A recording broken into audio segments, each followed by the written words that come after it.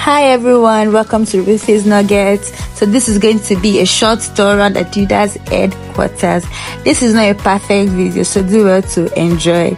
Alright, so this is the reception, and before we have access in, we have to sign in here, and then boom, we've been allowed to go in to the main building. Now this is the area where the staff have their breakfast, so I think they pay at a subsidized amount. I didn't get that information, but they come in, have breakfast before they head into their various offices. So at this point our tour guide was here and it was time for the tour, so enjoy. So this one is made out of recycled shoe soles. So now in newer buildings it's all about sustainability. And after that section, we moved to this section. I love this section because it's really colorful. The color play was really great. And then there's this, inclusion of culture, of different continents and nature. And so irrespective of the continent any staff belongs to, they all feel welcomed and they feel at home. And then this building was our next store area, and this building has little history about Adidas, the lunchroom and other meeting rooms. Kareem Abdul-Jabbar, one of the best basketball players of all time. I think he's second in scoring all time. And obviously won a lot of things throughout his career. But not only that, he also achieved lots of stuff off the court. Spoke up about racism and then racial differences at that time, and really took lead and made big steps to where we are today. Catherine Switzer, she was the first ever woman to run a marathon, and at the time obviously women weren't allowed to run marathons. People said they wouldn't be able to do it. That picture is iconic. Yeah, so she signed up only with her initials, K. Switzer, so nobody knew she actually was a woman. And then on race day, the race owner saw her running and obviously didn't want that. He tried to rip off a race number, so she wasn't an official runner anymore, and tried to push her off the track. But luckily for her, she had a boyfriend with her. He was a football player. And a couple other friends, as you can see in the picture, and they held off the owner and pushed him away. So after that, she was able to complete the first ever marathon as a result.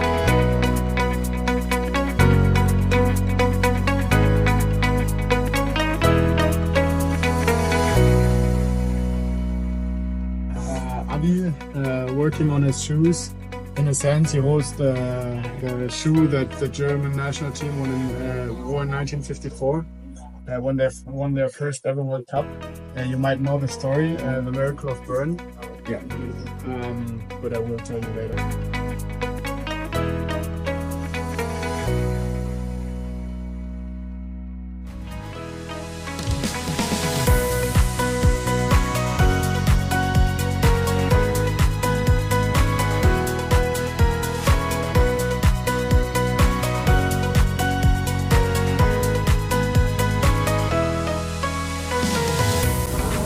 And at this point, I was tired of being behind the scene, and just so you guys could have a break, I decided to show my face. But let's continue.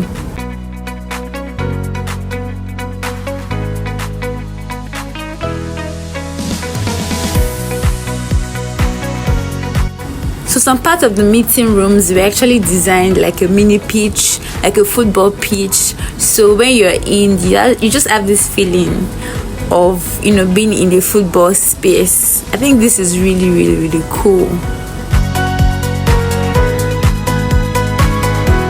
Now this is the lunch section, of course one of my favorite places, right? So on that screen are different kind of food available on the menu.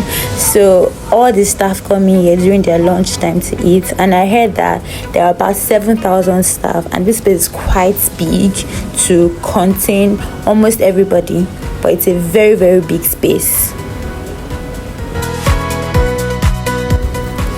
And we left there to our next tour, and just in case you're tired of trekking, bicycles were available for whoever could ride one. So another fascinating place to see in the Adidas headquarters is the fully equipped stadium. And this stadium is open to professional footballers and runners, things for training and other related activities.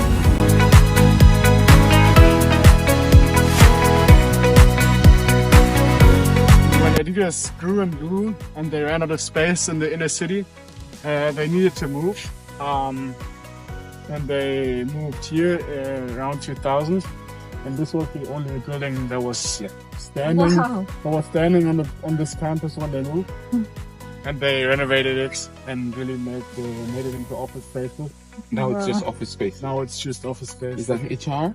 IT. Yeah, it is IT and logistics.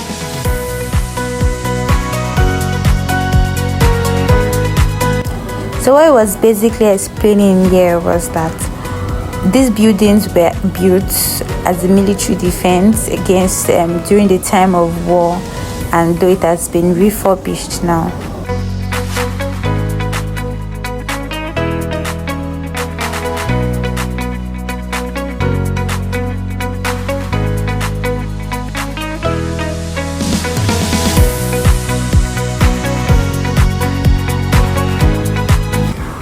Another facility we also saw was the big swimming pool, and this swimming pool is also for professionals, and you can see the Adidas logo in it, but currently it's under cleaning and under inspection because it's always open from the month of May to the month of October.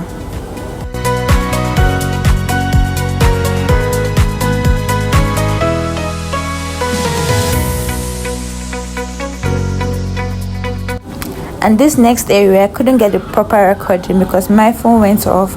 This area is for relaxation. It's where professionals come in for retreats, and here they do not allow the use of phones, they don't allow the use of TV, so they just come in to relax and connect. And now there are some places that we only saw, we entered, but we're not allowed to take pictures or we make videos, so they are not included in this video. And so after the tour, we came back to the first building we started the tour from. Now this building was actually built on the ground, and in 3 weeks it was lifted into the air. Amazing, right? Yeah. So in front of the building is the famous Adidas statue.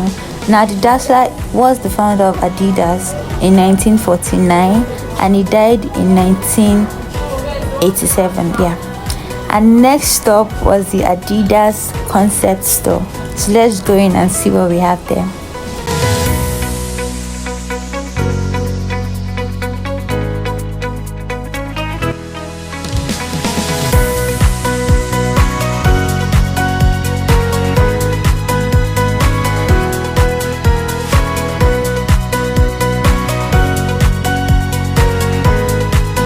Now after we left the concept store, we went to the second store, and this is the factory outlet. Now the beautiful thing about the factory outlet is that all items here are sold on discounted prices.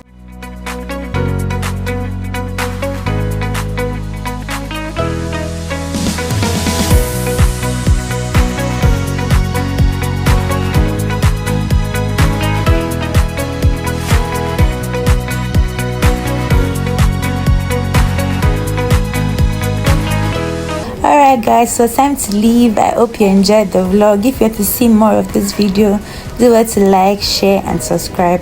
Thank you Branko, thank you Adidas for this opportunity. Bye.